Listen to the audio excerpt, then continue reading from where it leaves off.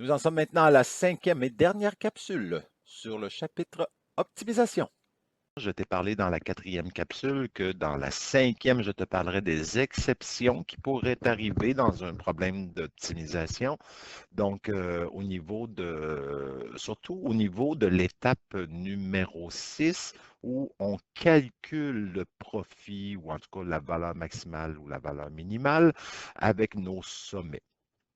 Bon, je t'ai dit dans une des capsules précédentes, ça se peut que dans ton système d'inéquation, tu peux te retrouver avec une droite frontière qui est pointillée parce qu'il n'y a pas d'égal dans une des inéquations. Ça pourrait t'arriver. Donc, si c'est le cas, lorsque vient le temps de trouver, tu vas faire quand même ton calcul de tes sommets. Donc, sommet A, sommet B, sommet C, sommet D, comme si c'était juste des droites frontières en ligne pleine. Donc, on va quand même les placer ici. Donc, qu'est-ce qui va arriver? On les place là, ce qui veut dire par contre que le sommet B, supposons que je m'aperçois que je fais le calcul et que je veux ici maximiser. Donc, je veux maximiser. Je ne pourrais pas prendre le couple 2-6 parce que le couple 2-6 est un couple qui correspond, oui, à une droite frontière sur une ligne pleine, mais une droite frontière qui n'est pas une ligne pleine. Donc, on doit rejeter ce point-là. Donc, qu'est-ce qu'on va faire à ce moment-là? Donc, l'explication, elle est ici.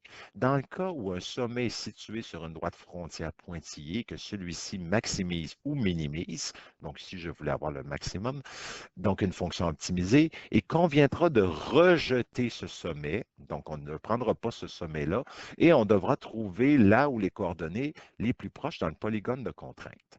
Donc, tu sais que les solutions, c'est dans la zone bleue ici, qui est commun aux quatre inéquations, parce qu'ici, il y en a une.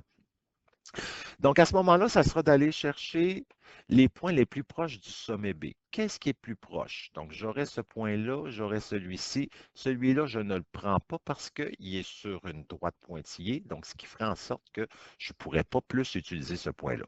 Donc, je vais utiliser ces deux points-là. Et donc, dans mon tableau, je vais devoir rajouter ce que j'appelle le B', c'est-à-dire le B qui va compenser celui que j'ai dû rejeter parce que c'était lui qui maximisait. Donc, je vais aller chercher la coordonnée ici, 1, 5 ou la coordonnée 2, 5. Et je vais utiliser donc ces deux points-là, lequel des deux va maximiser. Donc, il y a des chances que ce soit plus celui-ci, mais tu le fais quand même dans ton calcul ici. Donc, tu vas remplacer x par 1, y par 5, puis ensuite, pour l'autre point, c'est x par 2, y par 5. On fait le calcul pour chacun. Donc, le premier ici, ça donne 5,50, l'autre, c'est 6 $.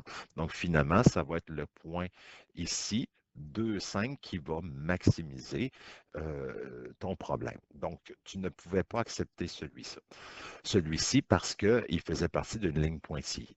Si ça avait été de minimiser, à ce moment-là, ça aurait été cette valeur-là. Donc là, tu ne t'occupes pas de lui, est-ce que je le garde pas, parce que c'est vraiment l'endroit où j'obtiens un minimum.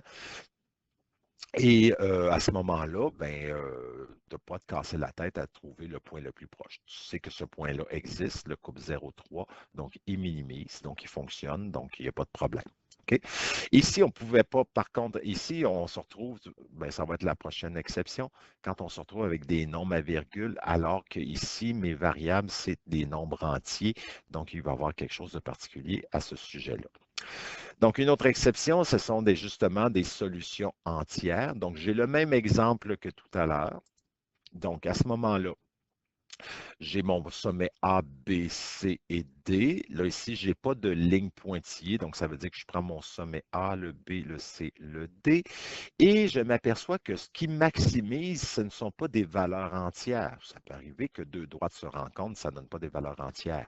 Et toujours vérifier par rapport à tes deux variables que tu as identifiées au départ. Donc, si je parle du nombre de pommes et du nombre de bananes, donc quand je parle de vente ou peu importe, souvent on n'acceptera pas que ce soit des nombres à virgule, donc des nombres rationnels. À ce moment-là, on va devoir aussi rejeter celui-là. Fait que le même principe, on va aller chercher les points les plus proches. Ici, bon, à partir du sommet C, qu'est-ce qui est plus proche? Puis il faut que ces points-là soient absolument dans le polygone de contrainte. Tu ne vas pas chercher le plus proche à l'extérieur.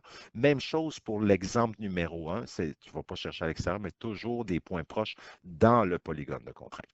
Donc, je suis allé chercher celui-là, celui-là, celui-là.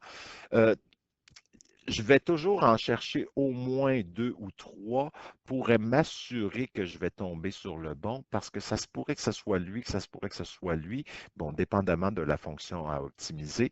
Et donc, je vais chercher celui-ci, celui-là, celui-là. Je suis allé en chercher 3, donc j'aurais pu aller chercher celui-là aussi, mais je vais vérifier avec celui-là. Et donc, je prends la coordonnée qui remplace 5, 2. Donc, c'est ce point-là. 5, 3 qui est ici. 6, 2. Ça, c'est pour remplacer celui que j'ai dû rejeter parce que ce n'était pas des valeurs entières. Donc, je vais chercher des coordonnées à valeur entière le plus proche. J'en ai pris 3 et je calcule là-dedans et je m'aperçois que c'est le 6, 2 qui est le plus proche. Donc, c'est celui-ci. Donc, 1, 2, 3, 4, 5, 6, 6, 2, c'est lui. Donc, nécessairement, tu n'essayes pas lui parce qu'il va être plus petit à ce moment-là, si je compare avec ces deux-là qui étaient plus petits. Donc, ça sera ici à ce moment-là le couple 6-2 qui va maximiser. Et ce couple 6-2-là, il est dans le polygone de contrainte. En fait, il est même sur une droite frontière des valeurs entières. Donc, j'utiliserai celui-là. Je termine avec une troisième exception. Ça se pourrait qu'on se retrouve à maximiser ou minimiser. Donc, j'ai toujours encore mon exemple de nombre de pommes, nombre de bananes. Donc, j'ai le même système d'inéquation. Là, cette fois-ci, je veux minimiser. Donc, qu'est-ce qui arrive si tu minimises et que tu arrives à deux coordonnées qui vont minimiser?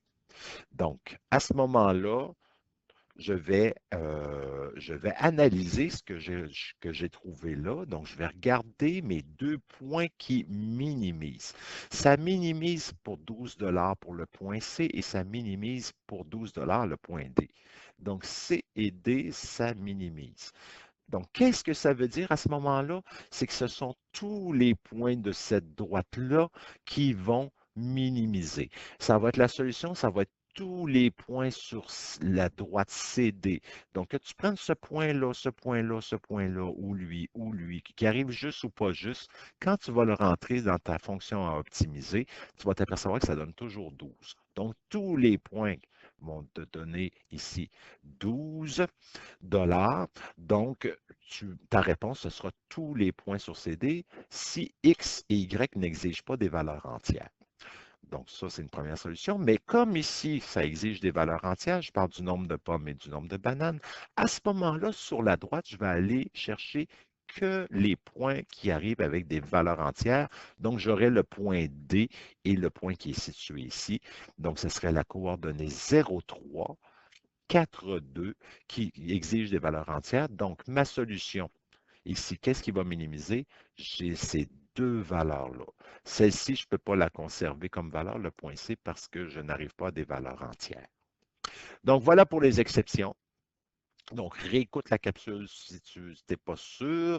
Donc, avance, recule, mets sur pause. Ou sinon, ben, viens me voir pour avoir des explications supplémentaires. C'est beau, bon travail.